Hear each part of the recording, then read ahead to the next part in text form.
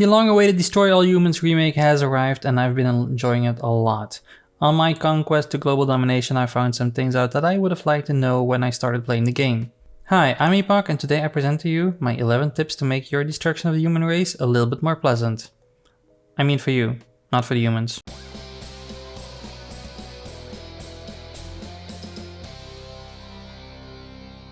Let's start off with number 1, the Holoblob system. Now you probably already found out that you can scan a human and take his place so you can sneak into places all quietly. But when that murderous urge rises and you want to zap some people, you may find yourself being stuck in your human form. If you want to drop your Holoblob form, press G on PC, the B button on Xbox or the D-pad on PlayStation. If you're running on fumes with your active human skin and you can't find a human to use your Cortex scan on, don't forget you can also use it on chickens or cows to prolong your disguise. Did you actually know that the developers added an additional feature being focus mode that wasn't in the original? Which basically means that you don't really need to have the humans in your crosshairs, but aiming pretty close by is already good enough. Now let's talk about the best ways to get DNA that you'll need to get those sweet upgrades. Now you will need tens of thousands of DNA to buy all the upgrades after all.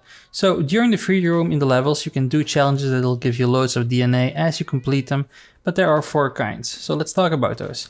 Armageddon, you need to do as much damage in your saucer as possible within the time limit.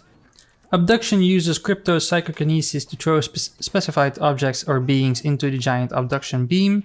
Race follows the path of a speedy Furon probe, moving as quickly as possible to try and catch it.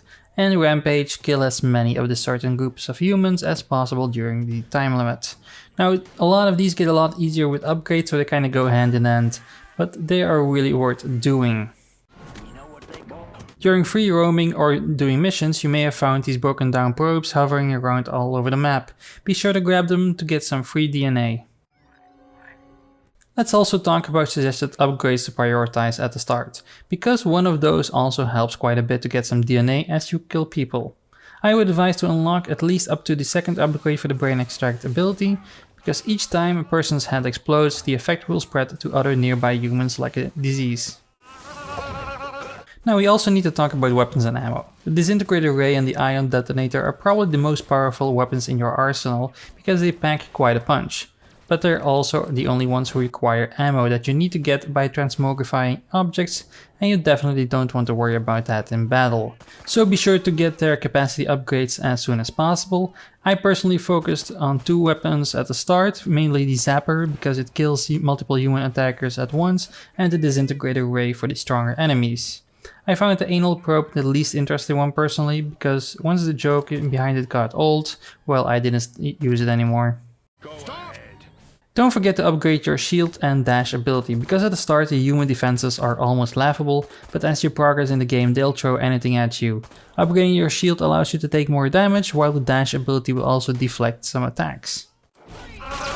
While we're talking about the dash ability, be sure to also unlock Zerofriction, one of the potential upgrades for the dash ability. It only unlocks during the Area 42 missions, but is a welcome change to give you some more mobility as you ride on a hoverboard.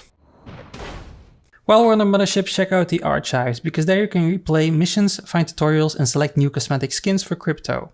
And while we're at this subject, I'll also quickly show you all the unlockable skins in-game at release.